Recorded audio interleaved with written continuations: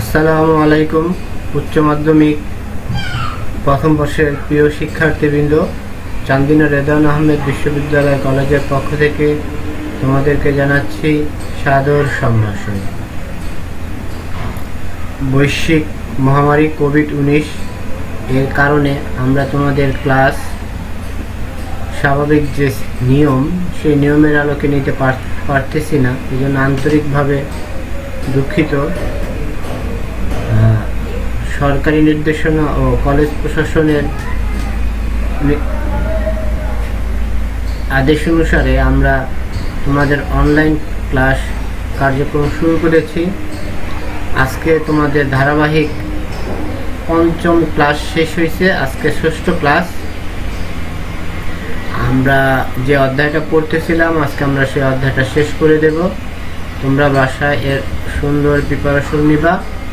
তোমাদের পরীক্ষা হবে এই ভেবে, বা এটাই তোমাদের পরীক্ষা দিতে হবে, এই চিন্তাধারা রেখেই তোমরা তোমাদের নিজস্ব পদ্ধতিতে আমাদের সহযোগিতায় যতটুকু সম্ভব তোমাদের প্রিপারেশন নিতে হবে। কথা না বাড়িয়ে আমরা আমাদের পড়াশোনায় চলে যাই। আজকে আমরা যে টপিকসটা পড়বো, দেখি সেটা আমরা সবাই মিলে বের করতে পারি কিনা। তার আগে আমার পরিচয়টা তোমরা জানোই। আমি কলেজের ছবি দেখলে মনে হয় যে আসলে হয়তোবা ছাত্র, হয়তোবা শিক্ষক। পরিচয়টা একটু সংক্ষিপ্ত করে দিলাম। চলো পড়াশোনায় যাই। চ্যাপ্টারটার কথা আমরা আলোচনা করেছি, আর এই চ্যাপ্টারটা আমরা আজকে পড়াশোনা করব। আমরা ছবি দেখি কি করা যায়। এখানে দুইটা ছবি আছে। আমরা কিন্তু একটা ছবির নাম পুরো দেখা যাচ্ছে, আর একটা ছবির নামটা দেখা যাচ্ছে না। ঠিক আছে, তো এখন দেখা যাক আমরা কি করতে পারি। এটা একটা ছবি, ছবিটা নামটা আসলে সামনে যে গাছ লতাপাতা আছে সেগুলোর কারণে ঢেকে গেছে। যাক, আমি নামটা বলে দিই। এটা বর্তমানে ঢাকা স্টক এক্সচেঞ্জের নতুন ভবনের ছবি। এটা পরিবর্তন, মানে বর্তমানে যে মতিঝিলের যে শাখাটা আছে, এটা খুব আগারগাঁও চলে আসবে। এই জন্য তারা নতুন একটা ভবন তৈরি করছে, এটা সেই ভবনের ছবি। আর এটা হচ্ছে চট্টগ্রাম স্টক এক্সচেঞ্জ, এটা লেখাই আছে দুইটা ছবি। এখন তোমাদের বলতে হবে যে এই দুইটা ছবি দেখে আজকে আমাদের আলোচনার বিষয় কি। তোমাদের তো আর আমরা নিতে পারতেছি না, তাই আমি বলে দেই।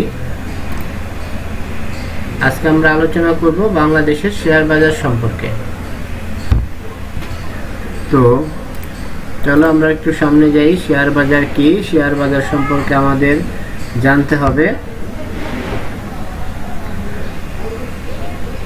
19 শতকে যখন আমাদের শিল্পায়ন শুরু হয় পৃথিবীর ব্যাপী, তখন প্রচুর মূলধনের প্রয়োজন হয়, যা সাধারণত একার পক্ষে সংগ্রহ করা খুব কঠিন হয়ে পড়ে।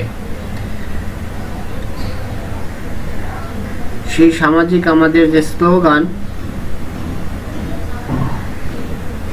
সামাজিক যে বক্তব্য, 10-এর লাঠি 1-এর বোঝা, সেই বক্তব্যকে পুঁজি করে আমাদের শেয়ার বাজার গঠিত হয়।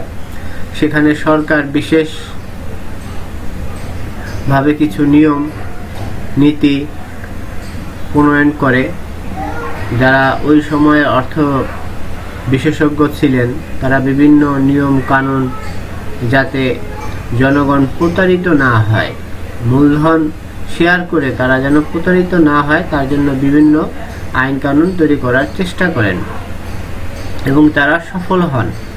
সেই সফলতার বাস্তব প্রমাণ হচ্ছে বর্তমানে সারা বিশ্বে বিশাল বিশাল শিল্প, যার মালিক কিন্তু একজন না, হাজার হাজার মানুষ একটা ছাতার তলে, মানে একটা গাছের তলে, বা একটা বিল্ডিং এর তলে, বা একটা স্বপ্নের ভিতরে এসে সবাই একটা স্বপ্ন দেখতেছে। হাজার হাজার মানুষ। এটা সম্ভব হয়েছে একমাত্র শেয়ার বাজারের কারণে।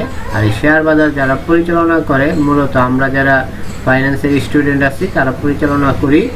সরি ফাইন্যান্স যারা বিশেষজ্ঞ স্টুডেন্ট তো পরিচালনা করে না, যারা এই বিষয়ে ভালো অধ্যয়ন করছে, যাদের মেধা আছে এই বিষয়ে, তারা সাধারণত এইটার ক্ষেত্রে বিভিন্ন নিয়ম কানুন প্রচলন করে থাকেন। তো আজকে আমাদের আলোচনা হলো দীর্ঘমেয়াদী অর্থায়নের শেয়ার বাজার। আজকে তোমাদের চ্যাপ্টার শেষ হবে এবং তোমরা বাসায় ভালোভাবে পরীক্ষার জন্য প্রস্তুতি নিতে থাকবে। এবং তোমাদের যদি কোনো জায়গায় কোনো এই অধ্যায় যেহেতু অঙ্ক ছিল, কোনো অঙ্কের সমস্যা হয়, তাহলে সেটা তোমরা আমাকে যে কোনো মাধ্যমে জানালে আমি ওই অঙ্কের উপরে ছোট্ট টিউটোরিয়াল আপলোড করে দেব, যাতে তোমাদের কোনো সমস্যা না হয়। আর যদি তোমরা না জানাও তাহলে আমরা কোনো কিছু করতে পারবো না।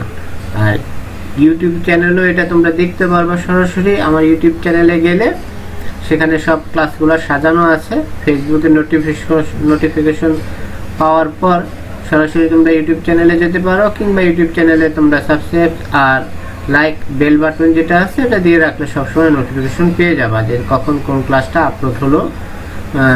সাধারণত আমি ইউটিউবে ক্লাসটা আগে আপলোড দিই, পরে তোমাদের ফেসবুকে দিয়ে দিই সময় অনুযায়ী। হ্যাঁ, চলো আসো আমরা পড়াশোনায় চলে যাই। তো আমরা জানি বাংলাদেশের দুইটা শেয়ার বাজার নিয়ে আলোচনা করছি, ছবি দেখাইছি। আসলে এই দুইটাই হচ্ছে বাংলাদেশের শেয়ার বাজার। এই দুইটা শেয়ার বাজারের গঠন প্রণালী জানবো, কার্যপ্রণালী জানবো, এবং এই দেশের অর্থনীতিতে এদের অবদানটা সেটা আমরা আলোচনা করব।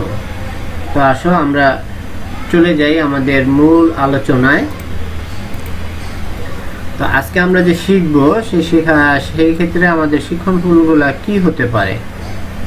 আমাদের আলোচনায় বোঝা যাচ্ছে যে আমরা শেয়ার বাজারের গুরুত্ব সম্পর্কে জানবো, অর্থাৎ শেয়ার বাজার, বাংলাদেশের শেয়ার বাজার কি অবদান রাখলো বাংলাদেশের অর্থনৈতিক উন্নয়নে, সেটা আমরা দেখব। শেয়ার বাজারের বিদ্যমান সূচক, এটা আমরা আলোচনা করলে বুঝতে পারবা, সেগুলা দেখব। স্পর্শকাতর বিষয়সমূহ তোমরা এই ক্লাস শেষে বলতে পারবা, ব্যাখ্যা করতে পারবা। আর এই যে শেয়ার বাজারে যে সাধারণ জনগণ বিনিয়োগ করবে, সেই বিনিয়োগের ক্ষেত্রে তারা কি সিদ্ধান্ত বা কিসের আলোকে বিনিয়োগ করবে, বা বিনিয়োগটা কোন কোন সিদ্ধান্তের উপর নির্ভর করে, সেগুলো তোমরা জানবে। বাংলাদেশের শেয়ার বাজার। বাংলাদেশের শেয়ার বাজার অর্থনীতিতে গুরুত্বপূর্ণ ভূমিকা পালন করে থাকে। শেয়ার বাজারকে জাতীয় অর্থনীতির দর্পণ বলা হয়, অর্থাৎ আয়না যেমন একজন মানুষের সম্পূর্ণ দোষ ত্রুটি, ভালো মন্দ, তার সক্ষমতা অক্ষমতা সব কিছু তুলে ধরে, ঠিক তেমনি শেয়ার বাজার যে কোনো দেশের অর্থনৈতিক উন্নয়নের মাপকাঠি হিসেবে ধরা হয়। আর শেয়ার বাজার হচ্ছে আদর্শ স্থান মূলধন সংগ্রহের জন্য, এটা আমরা আগেও বললাম। তবে এই শেয়ার বাজারে যেমন আদর্শ স্থান আমাদের শিল্প বিনিয়োগে সহায়ক, বিভিন্নভাবে আমাদের অর্থনৈতিক উন্নয়নে অবদান রেখে চলেছে, তেমনি এই বাজারটা অত্যন্ত ঝুঁকিপূর্ণ। সাধারণত যারা অল্প জ্ঞানী, অর্থাৎ এই বিষয়ে অল্প জ্ঞানী, জ্ঞানের অনেক প্রকারভেদ আছে, এই বিষয়ে যারা অল্প জ্ঞানী, যাদের এই বিষয়ে দক্ষতা নেই, তাদের এই বাজারে বিনিয়োগ না করাই উত্তম। এখানে বিভিন্ন শর্তে আমাদের বাজারগুলো হিসাব নিকাশ করা হয়ে থাকে। এখানে শেয়ার বিনিয়োগ করলে যেমন লাভ হওয়ার সম্ভাবনা বেশি, ঠিক ততটুকুই সম্ভাবনা হচ্ছে মূলধন হারানোর। এই জন্য সাধারণত এই বিষয়ে দক্ষতা এবং পূর্বের জ্ঞান, মানে পূর্বে বেশ কিছুদিন এই বাজার পর্যালোচনা করতে হয়, একজন দর্শক হিসাবে দেখতে হয়, দেখে বাজারকে মূল্যায়ন করা শিখতে হয়। মূল্যায়ন করা শেখার পর তার এখানে বিনিয়োগ করা দরকার হয়। সঠিক জ্ঞান না থাকলে এই বাজারে বিনিয়োগ করলে সে মূলধন হারানোর সম্ভাবনা অত্যন্ত বেশি। আলোচনা করতেছিলাম শেয়ার বাজারের প্রকারভেদ। বাংলাদেশে দুইটা শেয়ার বাজার আছে, একটা কি ঢাকা স্টক এক্সচেঞ্জ, আর একটা হচ্ছে চট্টগ্রাম স্টক এক্সচেঞ্জ, যে দুইটা আমরা আগেই দেখেছি। এখন আমরা এগুলো নিয়ে একটু আলোচনা করব। হ্যাঁ, এখানে ঢাকা স্টক এক্সচেঞ্জের কিছু আলোচনা আছে, আবার পৃথকভাবেও আমরা আলোচনা করবো। এটা একটা সার্বিক বাংলাদেশের শেয়ার বাজার কি অবস্থা কিরকম পরে আলাদাভাবে দেখব। বাংলাদেশের যে প্রথম যে স্টক এক্সচেঞ্জ সেটা হচ্ছে ঢাকা স্টক এক্সচেঞ্জ। এটা যে মোট শেয়ার আছে, মোট শেয়ার মানে হচ্ছে শেয়ার সংখ্যা না, মোট কোম্পানি, কতগুলো কোম্পানি এই শেয়ার বাজারে লিপিবদ্ধ আছে। ঠিক আছে, এখানে সকল শেয়ার বলতে ওই কোম্পানিগুলোকে বোঝানো হয়েছে। এই কোম্পানির যতগুলো কোম্পানি আছে এদেরকে 5টা ভাগে ভাগ করা হয়েছে। 5টা ভাগে ভাগ করা হয়েছে বলতে এদের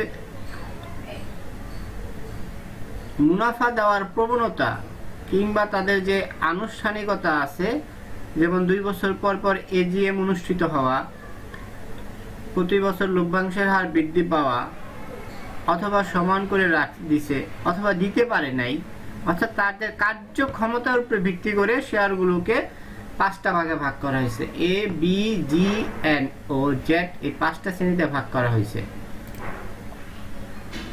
এ শ্রেণী নিয়মিত বার্ষিক সভা করে, পূর্ববর্তী বছরে 10% বা তার অর্ধেক লভ্যাংশ ঘোষণা করে। অর্থাৎ 10% যে লাভ দিছে এই বছর, না পারলেও মিনিমাম 5% দিবে, অর্ধেক দিবে। যদি না দিতে পারে তাহলে সে এই শ্রেণী থেকে চলে যাবে।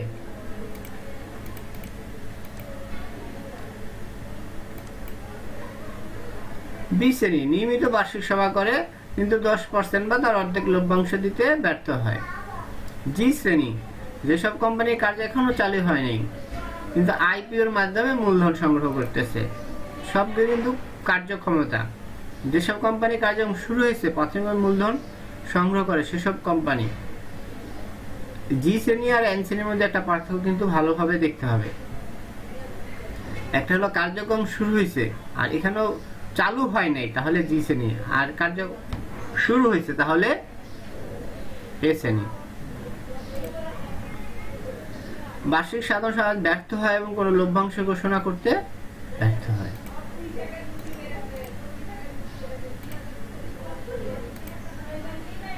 একক কাজ তোমরা আসলে নেই আর আমরাও নিতে পারবো না, আমরা সামনের আলোচনায় যাই, কিন্তু তোমরা বাসায় এর জন্য ভালোভাবে প্রিপারেশন নিয়ে রাখবে।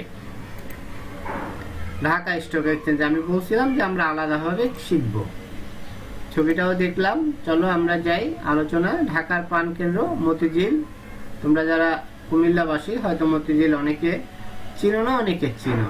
মতিঝিল হচ্ছে বাংলাদেশের অর্থনীতির জন্য প্রাণকেন্দ্র। সকল ব্যাংকের, বিমার, সকল আর্থিক প্রতিষ্ঠানের একটা অফিস মতিঝিলে না থাকলেই নয়। হয়তো অনেকে চেঞ্জ করতেছে, এটা হচ্ছে যে যানজটের কারণে, তারপরে ওখানে ভবন বেশি হওয়ার কারণে ভবনের ভাড়া বেশি হয়ে যাচ্ছে, জায়গার দাম বেশি হয়ে যাচ্ছে, এই জন্য অনেকে চেষ্টা করতেছে তাদের অফিসগুলোকে ডাইভার্ট করার জন্য। কিন্তু আমরা এখানে, এটা যেহেতু সরকারি প্রতিষ্ঠান, তাদের সরকারি সম্পত্তির কোনো সমস্যা নেই, তারা এখানে আছে, থাকবে ইনশাল্লাহ। ঢাকা স্টক এক্সচেঞ্জটা ওই যে যারা বিনিয়োগকারী আছে, সাধারণ বিনিয়োগকারী, তারা ওদিকে যেতে ভয় পায়, কারণ দূর থেকে গেলে, সকালে গেলে আবার বিকালে আসতে হয়। এই জন্য এটাকে আগারগাঁও, যানজট এখনো ওইভাবে শুরু হয় নাই, এই জন্য ওই জায়গায় নিয়ে যাওয়ার একটা প্রচেষ্টা চলতেছে। ডিসি 28শে এপ্রিল 1954 সালে সংঘটিত হয়েছিল এবং আনুষ্ঠানিক লেনদেন শুরু হয় 1956 সালে। 2015 সালের হিসাব বর্তমান না, এটির সম্মিলিত বাজার মূলধন ছিল $40 বিলিয়ন। ঢাকা স্টক এক্সচেঞ্জে 3 ধরনের সূচক ব্যবহৃত হয়: সকল শেয়ার মূল্য সূচক, ডিএসই সাধারণ সূচক, ডিএসই 30 সূচক। অর্থাৎ সকল শেয়ারের মূল্য হ্রাস বৃদ্ধি সমন্বয় করে যে চিহ্ন প্রকাশ করা হয় সেটা হচ্ছে সকল শেয়ার মূল্য সূচক। আর ডিএসই সাধারণ সূচক, এখানে কিছু সাধারণ শেয়ারগুলোকে আলাদা ক্যাটাগরিতে নিয়ে যাওয়া হয় এবং এর শেয়ারের মূল্য উত্থান পতনের গড়টাকে এই সূচক দ্বারা প্রকাশ করা। আর ঢাকা স্টক এক্সচেঞ্জে লিস্টেড কোম্পানির 30টা কোম্পানির শেয়ারকে, ভালো 30টা কোম্পানির শেয়ারকে আলাদাভাবে প্রকাশ করা হয়, সেটাকে বলা হয় ডিএসই 30 সূচক।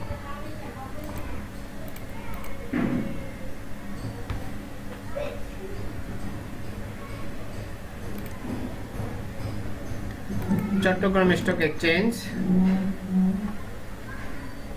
এটা বাংলাদেশের দ্বিতীয় স্টক এক্সচেঞ্জ। 1995 সালে এটি প্রতিষ্ঠিত হয়। কোথায় আছে? চট্টগ্রামের আগ্রাবাদ ব্যবসায়িক এলাকায়। 1999 সালের 10 অক্টোবর প্রথম আর্থিক লেনদেন সংঘটিত হয়। 2013 সালের হিসাবে এটির সম্মিলিত বাজার মূলধন ছিল 30 বিলিয়ন মার্কিন ডলার। চট্টগ্রাম স্টক এক্সচেঞ্জেও 3 ধরনের সূচক ব্যবহার করা হয়: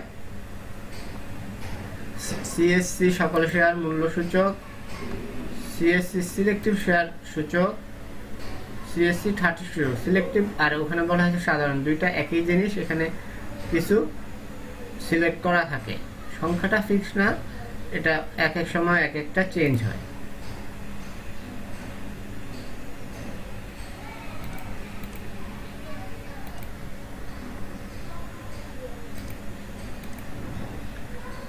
বাংলাদেশ শেয়ার বাজারে স্পর্শকাতর বিষয়সমূহ, অর্থাৎ স্পর্শকাতর বিষয়সমূহ বলতে বোঝানো হয় যে শেয়ার বাজারে কোন কোন কারণে শেয়ার বাজারের মূল্যের উত্থান পতন ঘটে।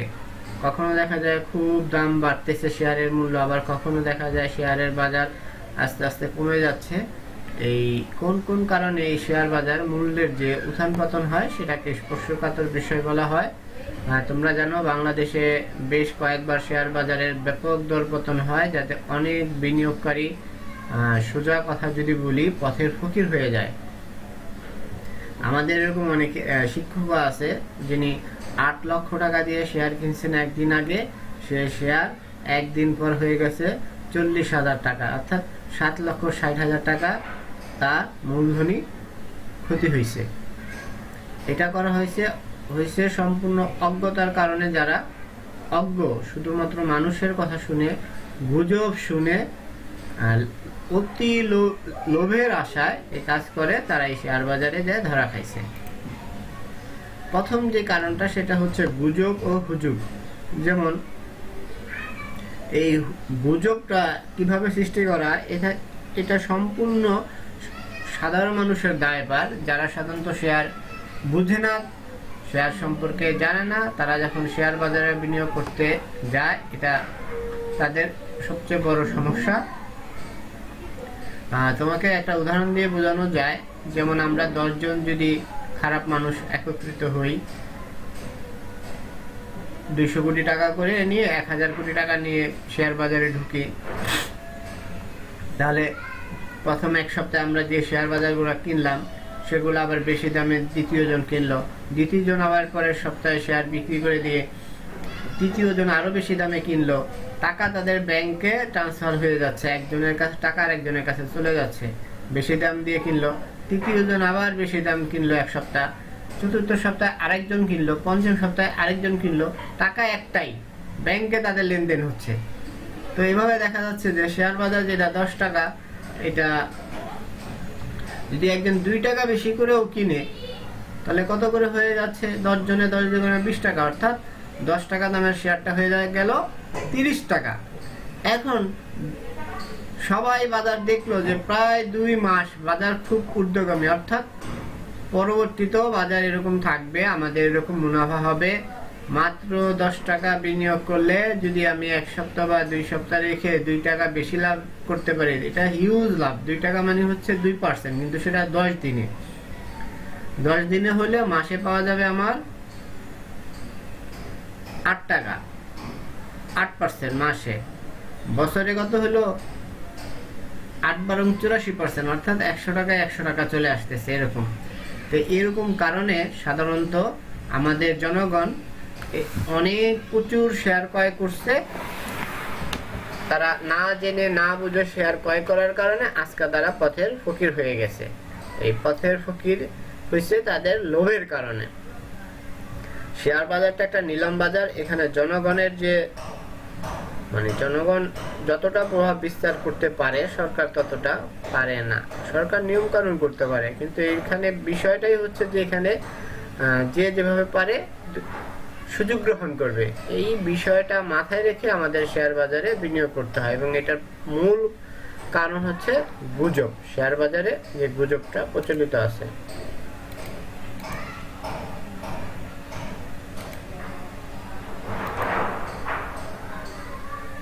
তারপরে আছে রাজনৈতিক অস্থিরতা। রাজনৈতিক অস্থিরতার বিষয়টা যদি আমরা বলতে চাই, বাংলাদেশের বা পৃথিবীর যে কোনো রাষ্ট্রের ক্ষেত্রেই রাজনৈতিক অস্থিরতা এমন কোনো সেক্টর নেই যে সেক্টরে প্রভাব ফেলে না। অর্থাৎ পরিবার, রাষ্ট্রের প্রধান ইউনিট পরিবার, সেই পরিবার থেকে রাষ্ট্রের যত বড় ইউনিটে আমরা যাই না কেন, প্রত্যেকটা ক্ষেত্রেই রাজনৈতিক অস্থিরতা প্রভাব ফেলে। রাজনৈতিক অস্থিরতায় যেমন সরকারের যে কর্মী বাহিনীগুলো আছে তারা সঠিকভাবে দায়িত্ব পালন করতে পারে না। রাজনৈতিক অস্থিরতার কারণে বেসরকারি যে ফার্মগুলো আছে তারা সঠিকভাবে দায়িত্ব পালন করতে পারে না। মূলত কথা হচ্ছে যে আমরা একটা চেইনের ভিতরে আছি। চেইনের কোনো একটা অংশ, অর্থাৎ একটা সাইকেলের চেইনের একটা পার্ট, আমরা জানি ছোট ছোট এক আঙ্গুলের মতো, এরকম এক আঙ্গুলের মতো একটু করে এক একটা পার্ট জোড়া থাকে। এখন একটা জোড়া যদি ছুটে যায় বা একটা জোড়া যদি একটু হয়ে যায়, লুজ হয়ে যায়, তখন সাইকেল চালাইতে গেলেই সমস্যার সৃষ্টি হবে। ঠিক রাজনৈতিক অস্থিরতা হচ্ছে শুধু একটা চেইন না, মানে চালক, সরকার হচ্ছে চালক, আর সেখানে সেই চালকের যদি সমস্যা থাকে তাহলে তো তার যাত্রীরা যেমন সমস্যায় পড়বে, তিনি যেটার মাধ্যমে চালাচ্ছেন অর্থাৎ গাড়ি, সেই গাড়িতেও সমস্যা সৃষ্টি হবে। এই জন্য একটা দেশের উন্নয়ন তখনই সংগঠিত হয় যখন রাজনৈতিক স্থিরতা থাকে। ঠিক আছে, এবার বিনিয়োগকারীদের জ্ঞানের স্বল্পতা, এটা মোটামুটি অনেক আলোচনা হয়েছে।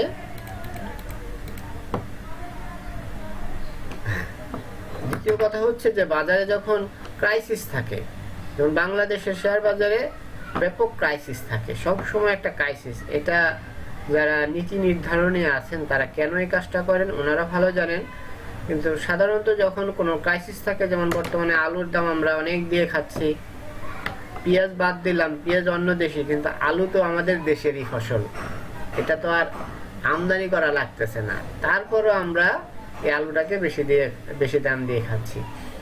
যদিও ক্রাইসিস নাই, কিন্তু যারা ব্যবসায়ী তারা একজোট হয়ে বলতেছে যে তাদের ক্রাইসিস আছে।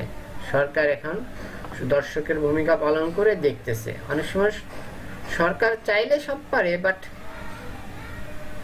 অনেক সময় জনগণের বা একটা গোষ্ঠীর কাছে সরকার অনেক সময় হয়তো বা কিছু নাও করতে পারে। এটা সরকার ভালো জানে কেন আমরা আলু এত দাম দিয়ে খাচ্ছি, আলু তো আছে। তো স্বল্পতা থাকলেই যে কোনো জিনিসের দাম বেড়ে যায়, এটা সবার মাথায় রাখতে হবে। আমাদের এখানে ভালো মানের শেয়ারের খুব স্বল্পতা আছে। হ্যাঁ, অদক্ষ বাজার যারা পরিচালনা করেন তারা সবাই দক্ষ আমরা বিশ্বাস করি, কিন্তু মাঝে মধ্যে একটু অদক্ষতার পরিচয় দেয়। কেন দেয় ওনারা জানি না, কারণ আমরা বিশ্বাস করি বাংলাদেশের প্রত্যেকটি মানুষ তার কর্মক্ষেত্রে যথাযথভাবে জ্ঞানী, দক্ষ, এবং দক্ষ ব্যক্তিকেই সরকার সঠিক জায়গায় দেয়, এটাই আমরা বিশ্বাস করি বা করতে চাই। কারণ আমরা পরীক্ষা করে দেখব যে আমাদের এই কর্মী ভাই যখন কোনো বাহিরের রাষ্ট্রে যায়, সাধারণ জনগণ থেকে বড় বড় আমলা পর্যন্ত তারা ওই দেশের মানুষের ব্যাপক সুনাম অর্জন করে। এই সুনামটা তারা কিভাবে অর্জন করে? তারা যদি দক্ষই না হয় তাহলে তারা ওই দেশে যায় কিভাবে দক্ষতার পরিচয় দেয়? তারা অবশ্যই দক্ষ, কিন্তু তারা কেন যে মাঝে মাঝে অদক্ষতার পরিচয় দেয় এটা ওনারাও ভালো জানেন, উপরওয়ালা ভালো জানেন।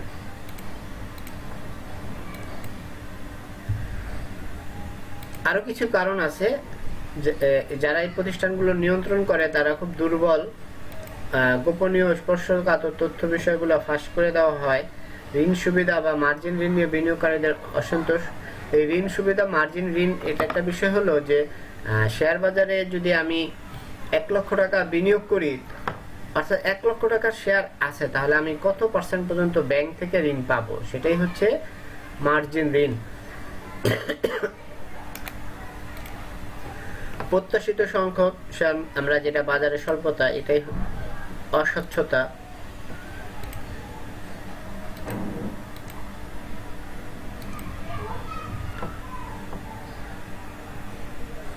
কোন কোন বিষয়গুলো শেয়ার বাজার নির্ণয়ে বিনিয়োগের ক্ষেত্রে গুরুত্বপূর্ণ ভূমিকা পালন করে?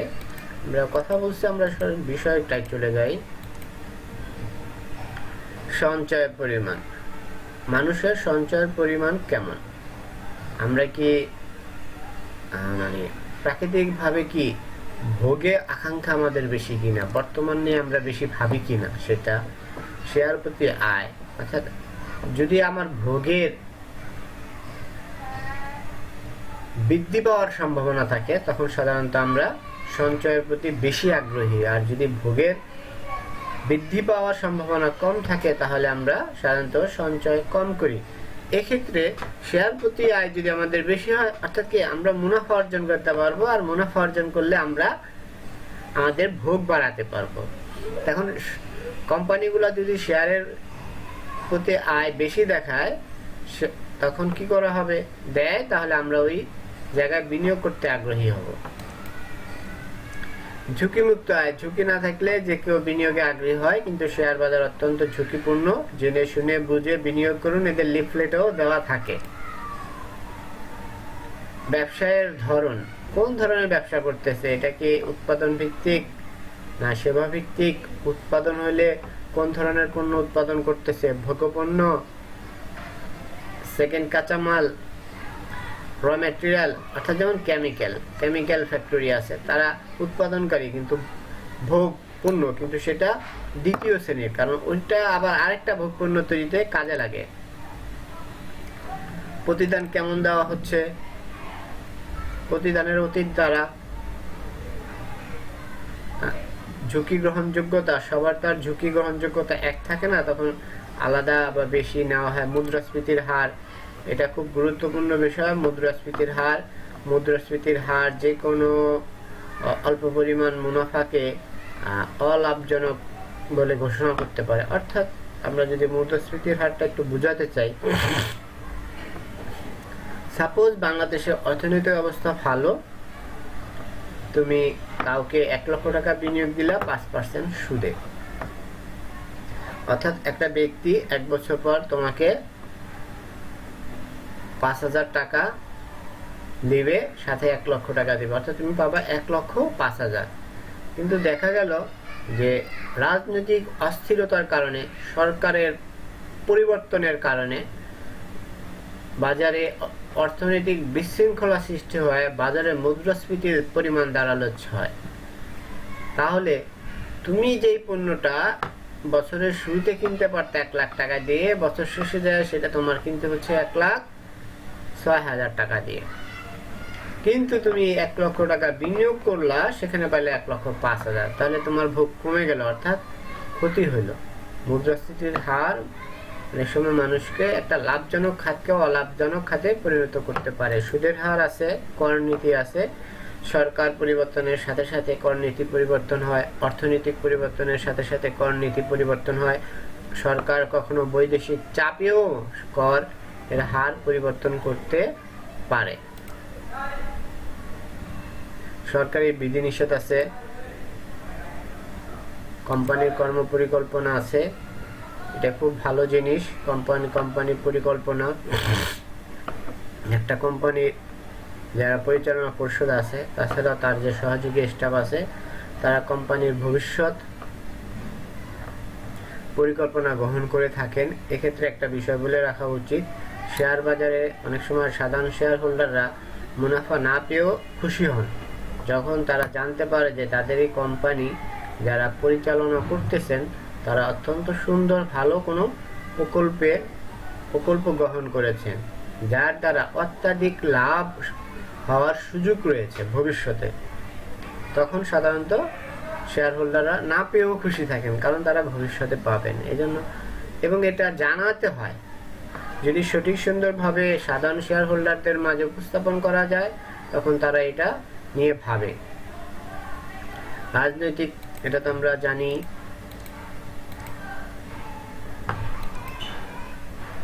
সঞ্চয়ের পরিমাণ আমরা বললাম, শেয়ার প্রতি আয় আমরা বলেছি, ব্যবসায়ের ধরনও বললাম। এখানে একটু বড় করে দেওয়া আছে সব, আমরা সব বাসায় দেখবো ইনশাল্লাহ।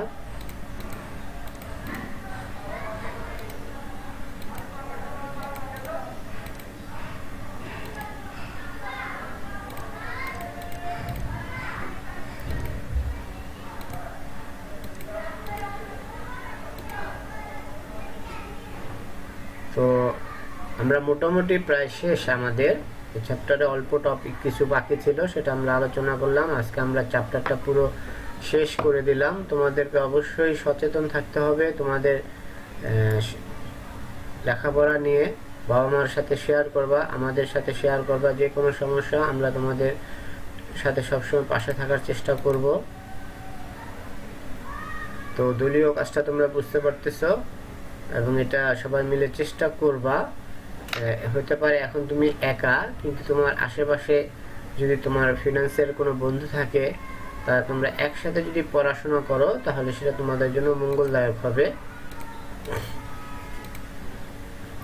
এই অধ্যায় শেষে আমরা কি শিখলাম? শেয়ার বাজার সম্পর্কে জানতে পারলাম, বাজারে যে বিদ্যমান সূচকগুলো আছে সেটা জানতে পারলাম, বাংলাদেশে স্পর্শকাতর বিষয়গুলো বর্ণনা করতে পারবো, আর কোন কোন বিষয়গুলা শেয়ার বাজারে বিনিয়োগের উপরে নির্ভর করে, মানে বিনিয়োগ নির্ভর করে কোন কোন বিষয়ের উপরে, সেটা আমরা ব্যাখ্যা করতে পারবো। বাড়ির কাজ হিসেবে তোমাদের থাকলো হচ্ছে শেয়ার বাজার বিনিয়োগ বিন্যাসে কোনটি সবচেয়ে বেশি কার্যকর। পাঠ্য বইয়ের আলোকে তোমার মতামত তুলে ধরবা, এটা তোমরা লিখে নিয়ে আসবা। যোগাযোগের অনেকগুলো মাধ্যম সবসময় তোমরা জানো, তোমরা চেষ্টা করবে আমাদের সাথে যোগাযোগ করার জন্য। তোমরা যোগাযোগ করলে আমরা খুশি হই।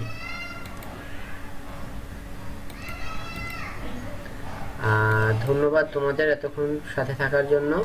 বাড়িতে থাকবা এবং দোয়া করি তোমরা যেন সুস্থ থাকো। সুতরাং বাড়িতে থাকো, সুস্থ থাকো। আল্লাহ হাফেজ।